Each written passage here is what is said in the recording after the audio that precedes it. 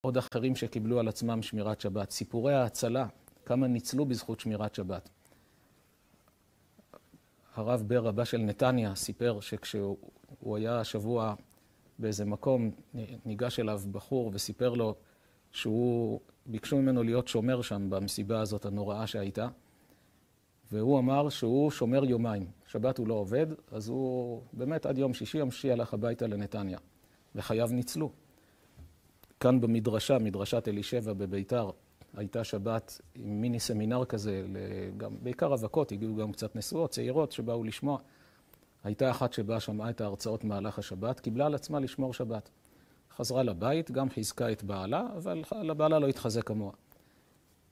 שמעו על המסיבה הזוועתית הזאת, שאמרו לי שהביאו אותה בכלל מחוץ לארץ. עם ישראל לא יוזם יוזמות כאלה, לשים פסל במרכז וכולם חוגגים סביבו כמו העגל. זה ממש, השם ישמור, היה שם עבודה זרה, אפילו שלא התכוונו לזה, גילוי עריות, בסוף גם נהיה שפיכות דמים במקום. שלושת הדברים החמורים שיש בתורה. אז היא הייתה פה שבת, ובעלה, לפני כמה חודשים זה היה. בעלה אומר לה, יש מסיבה, נלך לשם. מסיבה באה, מביא מחוץ לארץ משהו מיוחד. היא אמרה לו, מה פירוש נלך? זה גם בשבת. אני לא הולכת. קצת התווכחו, בסוף לא הלכו. התקשרה להודות על אותה שבת, שברוך השם ניצלו מהזוועות, מכל שני הקיבוצים האלה שחמאס הגיעו ולא נכנסו, כי ראו את השערים מוגפים, כי שומרי שבת הקיבוצים האלה, אז הלכו למקומות אחרים, שערי ברזל ענקים, רצו להיכנס. אלה דברים שממש רואים כי ישמרה שבת אל ישמרני.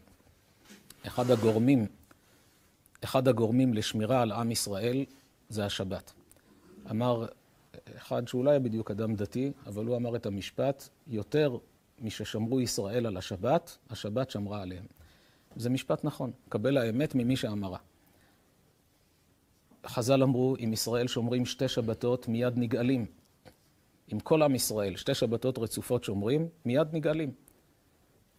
מה המיוחד בשבת שיש לזה משקל כזה גדול? למה לא אמרו, אם ישמרו דבר אחר, מיד נגאלים? התשובה היא כי על השבת הקדוש ברוך הוא אמר, ושמרו בני ישראל את השבת, הוא מסביר למה. לעשות את השבת לדורותם ברית עולם, הוא אומר, בזה אני קוראת איתכם ברית. אות היא, סימן, לעולם ביני ובין בני ישראל, כי 6 ימים עשה השם את השמיים ואת הארץ. וביום השביעי שבת ויהי נפש. הקדוש ברוך הוא אומר, מי שמאמין בי שאני בראתי את העולם, לא מספיק לי שיגיד אני אוהב אותך, אני מאמין בך, אלה מילים. אמונה צריך להוכיח במעשים.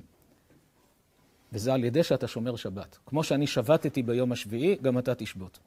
כשאדם שומר שבת כהלכה, הוא מכריז, אני מאמין בבורא עולם, מבחן של אמונה. אם חלל שבת, כאילו שהוא צועק, אני לא מאמין. אפילו שהוא לא מתכוון לזה. באמת כמה רואים היום כאלה שהם אומנם בלי כיפה, אבל יש להם המון אמונה. וצריכים לשאול את עצמם, אני מאמין בבורא עולם. למה אני לא הולך עם כיפה? למה לא לעשות קידוש השם? שזה כבר דיברנו על כך שכנגד החילול השם שהיה בליל כיפור, אותם שבאו והתווכחו שם, החילול השם שהיה עם מערכת המשפט שדנה אם מותר בישראל להתפלל במרחב הציבורי. כל מקום אחר בעולם היה דיון כזה, אומרים שזו מדינה אנטישמית. אסור לאנשים להתפלל, איפה חופש דת. במדינת ישראל שופטים באמת מרשים לעצמם לדון. כל זה בגדר חילול השם, גם בעם ישראל, גם אצל אומות העולם. ותשובת המשקל לחילול השם זה קידוש השם. כשאדם מקבל על עצמו, אני הולך עם כיפה, מתחזק עם שמירת שבת. אלה דברים שהם בגדר קידוש השם. בת ישראל הולכת בצניעות.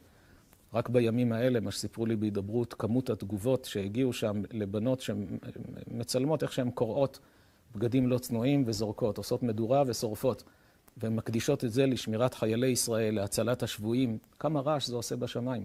דבר כזה שעם ישראל ככה מתעורר ומקבל על עצמו. וצריך לדעת שההתעוררות הזאת היא גורמת שלא יהיו עוד צרות. כי הקדוש ברוך הוא אומר בתורה שכשיהיה פורענות חס ושלום, הוא ערך אפיים, יש לו סבלנות, לא מיד מעניש.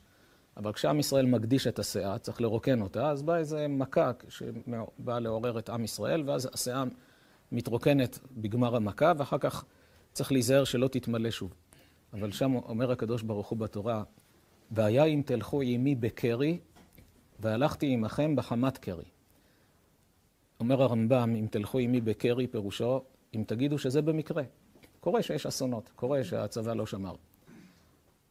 ולא תתעוררו, אומר הרמב"ם, מי שאומר כך, שהדברים נעשו במקרה, הרי זו מידת אכזריות.